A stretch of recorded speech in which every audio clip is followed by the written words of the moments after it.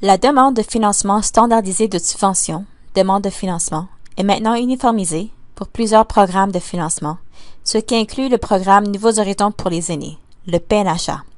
Conséquemment, nous voulons souligner l'importance d'utiliser le guide du demandeur PNHA 2017-2018 pour remplir votre demande de financement, car celui-ci fournit des explications détaillées pour vous aider à remplir toutes les sections de votre demande, incluant l'information requise sur le budget de votre projet et ses sources de financement. Le ministère utilisera les informations pour déterminer l'admissibilité et si votre demande répond à l'un des objectifs du programme. Avis aux organismes au Québec. Les dispositions contractuelles présentées sous les modalités de l'entente en vue d'entente de subvention à intervenir durant l'exercice 2017-2018 pour les projets qui seront acceptés restent sujettes à des discussions à parachever avec le gouvernement du Québec pour assurer la validité de ces ententes au terme de la loi québécoise. Advenant que ces précisions soient nécessaires, elles seront communiquées en temps utile aux demandeurs dont le projet aurait été approuvé.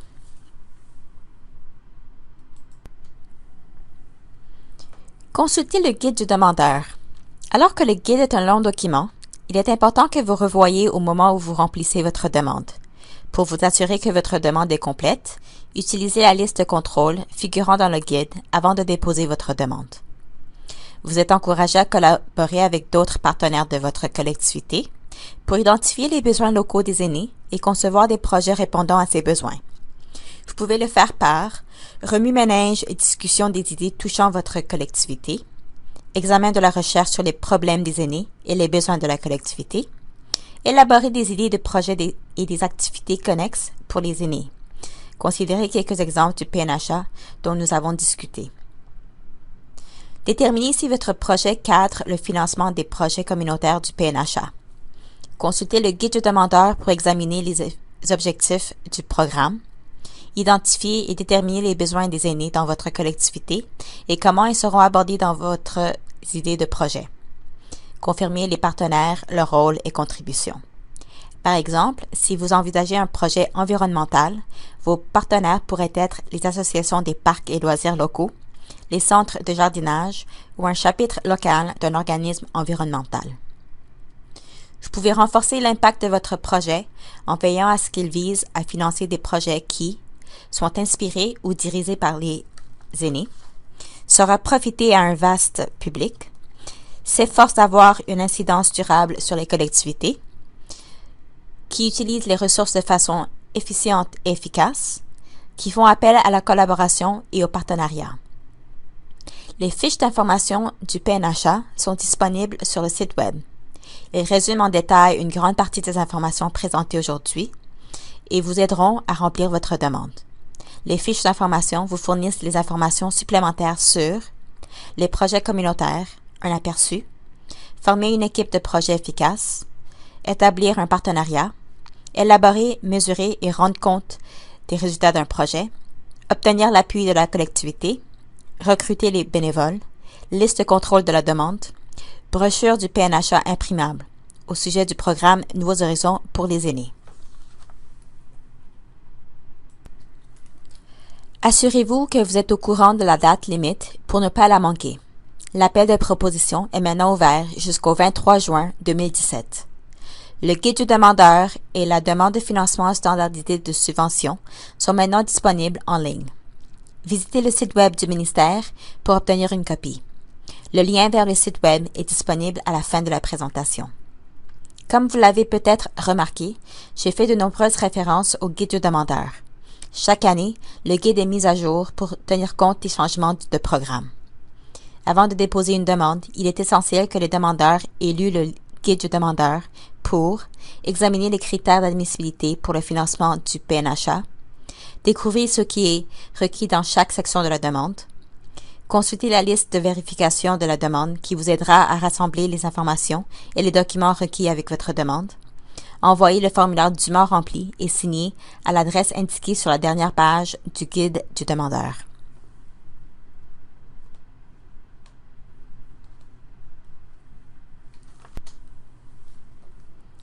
Voici des exemples de 2 projets réussis dans le cadre du PNHA.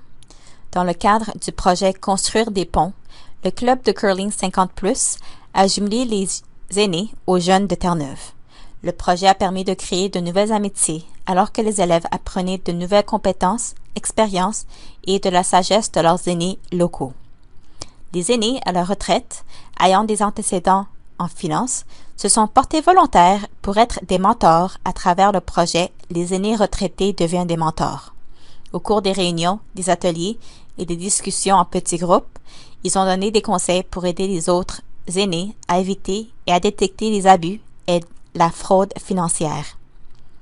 Lors de l'élaboration de votre projet, veuillez noter que les projets conçus pour bénéficier aux aînés, mais qui ne les ont pas impliqués dans leur planification et dans la mise en œuvre des activités du projet, à l'exception des projets d'aide à l'immobilisation, seront considérés comme inadmissibles et éliminés du processus de demande.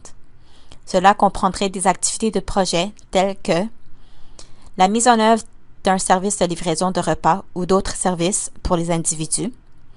Le PNHA vise à aider les collectivités à bénéficier à tous et non à des individus. Cependant, ces organismes pourraient être admissibles à un projet spécial tel que l'élaboration d'un programme de sensibilisation à la maltraitance des aînés ou de développer une nouvelle façon de recruter les bénévoles. Service de santé ou un service social essentiel aux individus. Étant donné que cela relève déjà de la compétence des gouvernements provinciaux et territoriaux et d'autres organismes. Les dépenses qui ne sont pas spécifiques au projet et ne profiteront qu'à la gestion de l'organisme. Comme je l'ai déjà noté, les coûts liés à l'administration principale de l'organisme ne sont pas admissibles.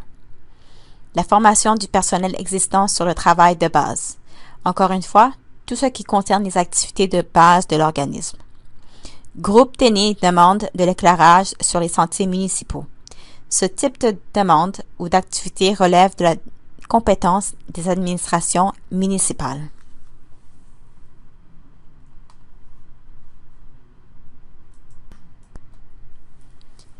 Pour vous aider à remplir votre demande PNHA, voici les conseils et d'autres informations importantes qui se trouvent également dans le guide du demandeur. Il est important que les demandeurs lisent attentivement le guide du demandeur PNHA et suivent les instructions. Le cas contraire pourrait entraîner le dépôt d'une demande incomplète. Les demandes incomplètes peuvent être rejetées ou éliminées. Propose des activités qui démontrent comment les besoins des aînés seront satisfaits. Explique clairement comment le projet répond à l'un des 5 objectifs du PNHA. Pour passer en revue ces objectifs, consultez la diapositive numéro 4 de cette présentation ou visitez le site web du programme. S'assure que le rôle que jouera les aînés est clairement démontré, c'est-à-dire comment le projet est dirigé ou inspiré par les aînés. Nouveau cette année, les activités récurrentes sont admissibles. Toute activité récurrente proposée doit démontrer une expérience qui a fait ses preuves pour répondre aux besoins des aînés. Les activités de base ne sont toujours pas admissibles. Inscrire une personne ressource secondaire dans le cas où la personne ressource principale n'est pas disponible. Parfois, le ministère doit contacter un organisme. Si la personne contact principale n'est pas disponible, cela pourrait ralentir le processus de la demande. Les demandeurs doivent assurer que les demandes sont complètes. Par conséquent, nous vous recommandons de compléter la liste de contrôles trouvée dans le guide avant de déposer la demande. La liste de contrôles permet de s'assurer que la demande est complète, car les demandes incomplètes peuvent être rejetées lors de la présélection. Déposez tôt, car les demandes postées après la date de clôture ne seront pas acceptées. La date limite est le 23 juin 2017 à 23h59, heure normale du Pacifique.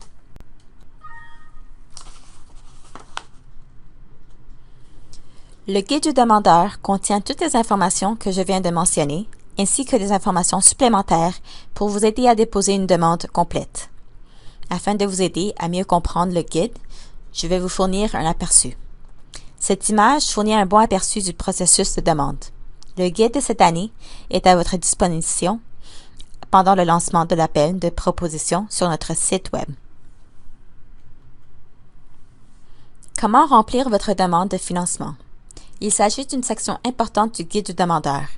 Il vous guidera à travers la demande avec des exemples sur la façon de remplir chaque section de la demande. Identifiez et décrivez l'objectif principal du PNHA. Si vous avez choisi le 5e objectif du PNHA, veuillez choisir l'objectif secondaire. Décrivez clairement les activités principales, le rôle des aînés et le nombre des participants impliqués dans l'exécution du projet.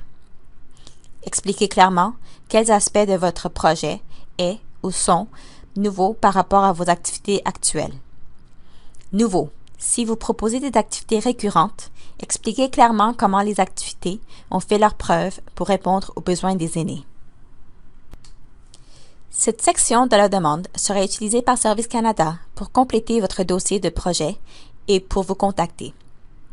Si vous détenez un numéro d'entreprise de l'ARC, vous devez inclure un document où figure votre numéro d'entreprise ou votre numéro d'enregistrement.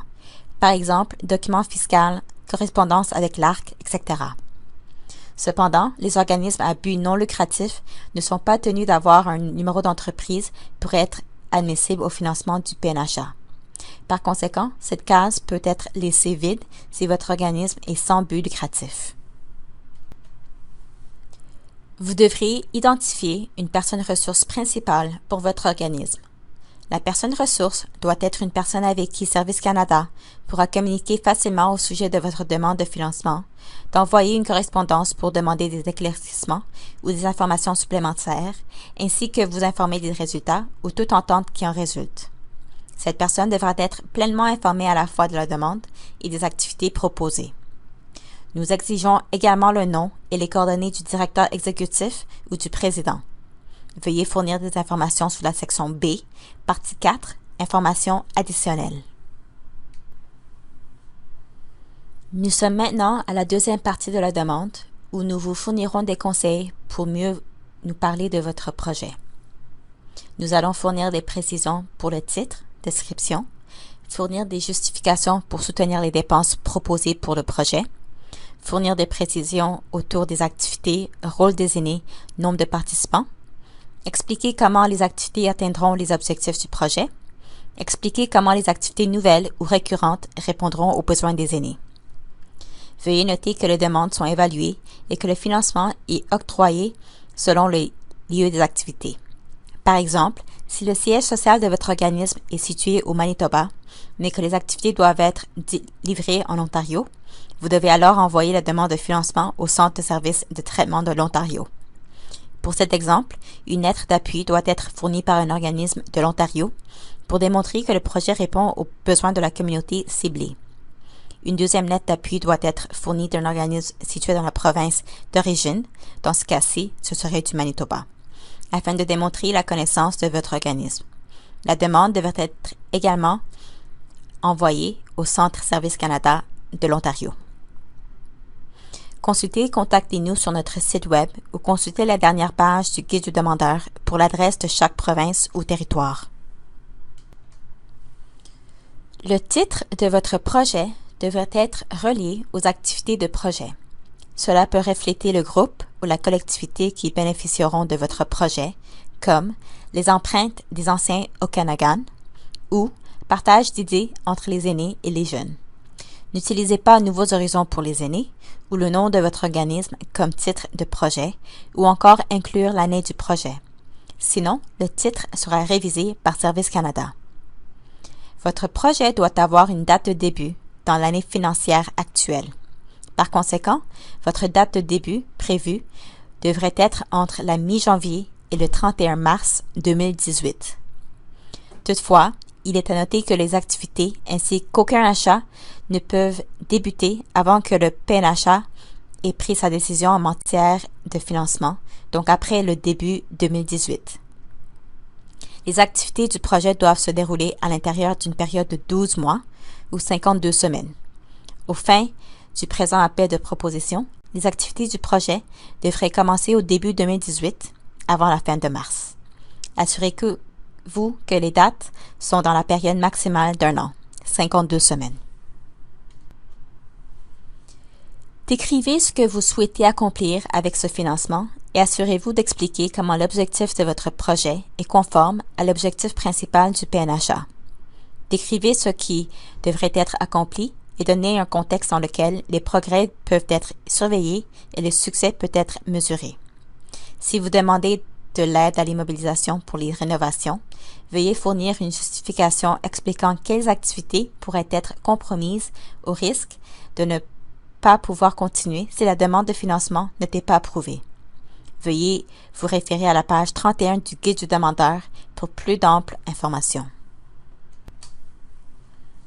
Cette question est un exemple parfait pour lequel vous devrez lire le guide du demandeur, car pour cette question, vous devez décrire en détail tous les aspects suivants de votre projet: les activités principales de votre projet, le rôle des aînés et leur contribution au projet, le nombre de personnes qui feront du bénévolat ou seront des participants actifs impliqués dans la planification et à l'exécution du projet. Les activités du projet sont les mesures qui seront prises pour atteindre vos objectifs du projet. Les activités devraient être précises, mesurables et réalistes et être directement liées aux objectifs du projet et doivent aussi démontrer de quelle manière les résultats du projet seront atteints. Dans cette section, vous devez répondre aux questions suivantes. Quelles actions spécifiques prendrez-vous? Combien de temps prendra chaque étape ou action? Comment vos actions et les étapes aborderont-ils la question ou le besoin pour en arriver à une solution efficace? Qui sera impliqué à chaque étape? Quel rôle jouent les aînés? Combien d'aînés et non-aînés participeront activement? Fournir un nombre estimatif. Veuillez vous référer aux pages 31 au 34 du guide du demandeur pour de plus amples informations et des exemples. Encore une fois, cette question comporte deux sections. Vous devez décrire clairement et en détail comment les objectifs du projet sont liés à l'objectif du programme PNHA pour lequel vous faites une demande. Pour compléter cette section de la demande, veuillez répondre aux questions suivantes. Identifier l'objectif principal du PNHA. Si vous avez choisi le 5e objectif du programme PNHA, veuillez choisir l'objectif secondaire de l'un des 4 premiers objectifs du PNHA. Décrivez comment votre projet atteindra l'objectif principal du programme choisi. Résultats escomptés. Pour cette question, vous devez décrire en détail chacun des aspects suivants de votre projet. Les résultats escomptés, extrants et résultats de votre projet, qui profiteront de ce projet et comment. Bénéficiaires. Combien de personnes profiteront des activités du projet? Voici des exemples d'indicateurs de mesure de résultats. Le nombre de participants aînés qui fréquentent vos installations et qui se prévalent de vos programmes et services avant et après la réalisation de votre projet. Le nombre de programmes ou activités offerts au sein de vos installations avant et après la réalisation de votre projet. Le nombre d'individus qui ont bénéficié des programmes ou activités du projet au sein de votre collectivité. Veuillez vous référer aux pages 34 au 37 du guide du demandeur pour de plus amples informations et des exemples. Les demandeurs doivent démontrer leur soutien communautaire pour le projet proposé par l'existence d'un partenariat. La liste des types acceptables d'organismes de partenariat se trouve aux pages 39 à 41 du guide du demandeur. Le PNHA encourage les partenariats entre tous les types de groupes, y compris ceux qui ne sont pas généralement associés aux problèmes des aînés. Les partenariats sont considérés comme un atout lorsque votre demande de financement sera évaluée. Rappelez-vous que les partenaires peuvent fournir des ressources autres que le financement, comme des conseils, des bénévoles et des espaces de réunion gratuits. En plus de fournir une lettre générale de soutien communautaire, les partenaires devraient également fournir une lettre indiquant comment ils soutiennent les activités du projet. Il y a eu un changement cette année, car l'exigence selon laquelle les activités financées sont nouvelles a été supprimée. Toutefois, si vous proposez de nouvelles activités ou programmes, expliquez quels aspects de votre projet et ou sont nouveaux par rapport aux activités en cours et expliquez comment le projet proposé cadre avec les autres activités de votre organisme. Votre projet peut proposer la mise en œuvre de nouvelles ou différentes activités, des activités destinées à une nouvelle clientèle comme les aînés isolés, les jeunes ou les nouveaux immigrants, ou l'adaptation des activités dans le but de répondre aux besoins d'une nouvelle collectivité. Nouveau cette année. Si vous proposez des activités récurrentes, vous devez clairement démontrer comment ces activités ont fait leurs preuves pour répondre aux besoins des aînés. Les projets antérieurs qui ont été approuvés par le PNHA peuvent être proposés de nouveau. Veuillez noter toutefois que les activités de base, celles pour lesquelles votre organisme est mandaté de livrer, ne sont toujours pas admissibles. Les services offerts aux particuliers ne sont pas admissibles dans le cadre du PNHA. Veuillez vous référer aux pages 43 et 44 du Guide du demandeur pour de plus amples informations. La section B, partie 3, est une autre section importante à laquelle on doit s'y référer. Vous devez décrire les sources de financement et le budget de votre projet.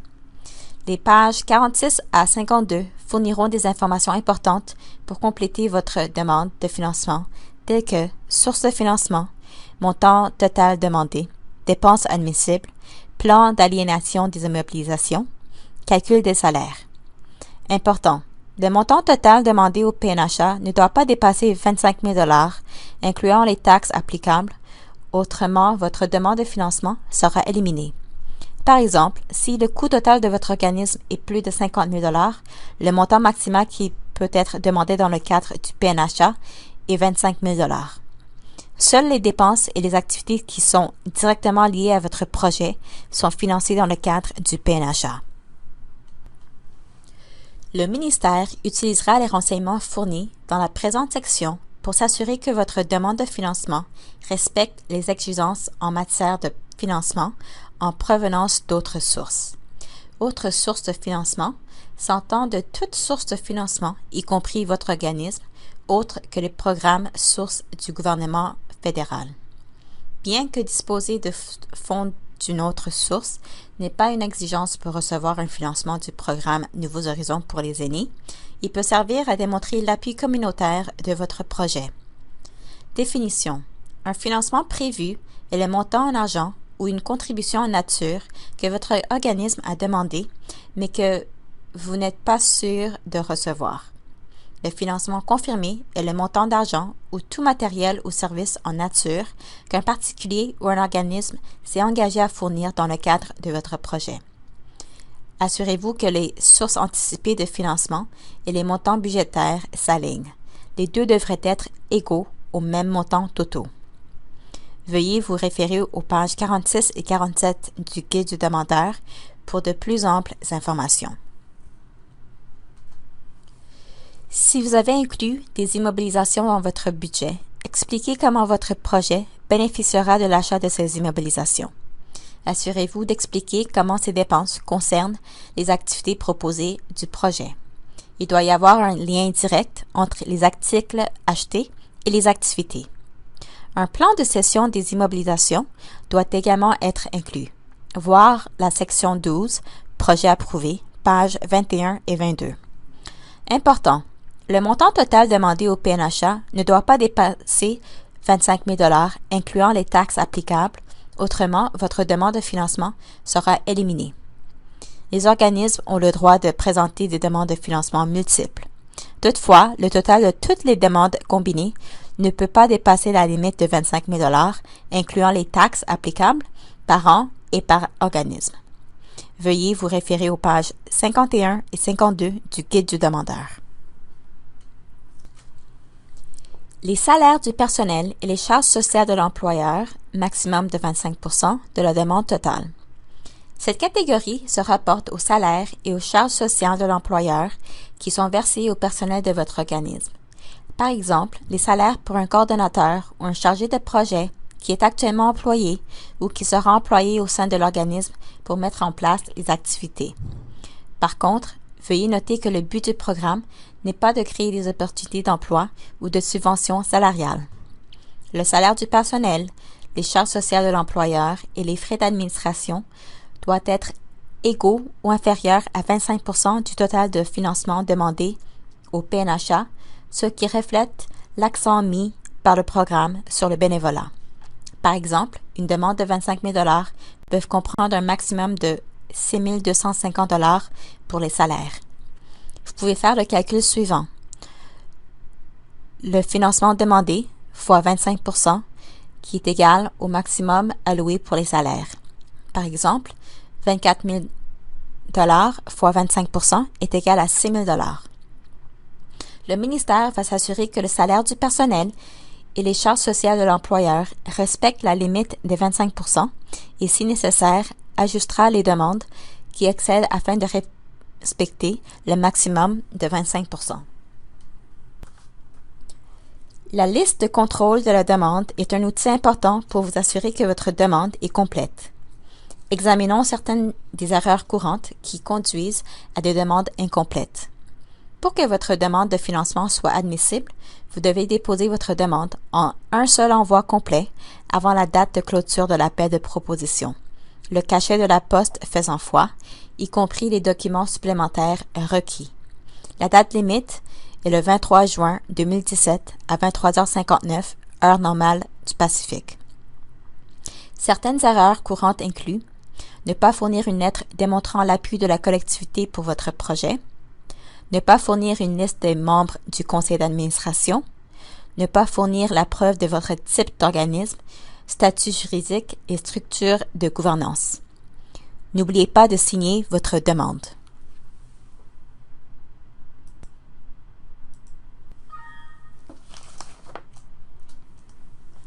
Obtenez le formulaire de demande de financement standardisé de subvention sur notre site Web. Les services en ligne de subvention et contributions sont disponibles pour ceux qui ont déjà un compte et qui souhaitent remplir la demande PNHA en ligne. Veuillez noter qu'il pourrait prendre plusieurs jours ouvrables pour compléter votre compte Services en ligne des subventions et contributions. Par conséquent, si vous n'avez pas déjà commencé ce processus, vous ne pourrez pas le compléter à temps pour la clôture de l'appel de proposition PNHA.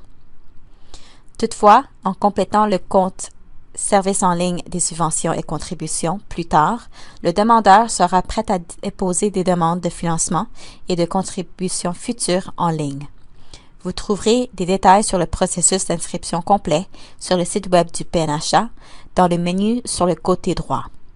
Le guide du demandeur est disponible pour vous aider à remplir votre demande. J'espère que vous avez trouvé la présentation aujourd'hui utile.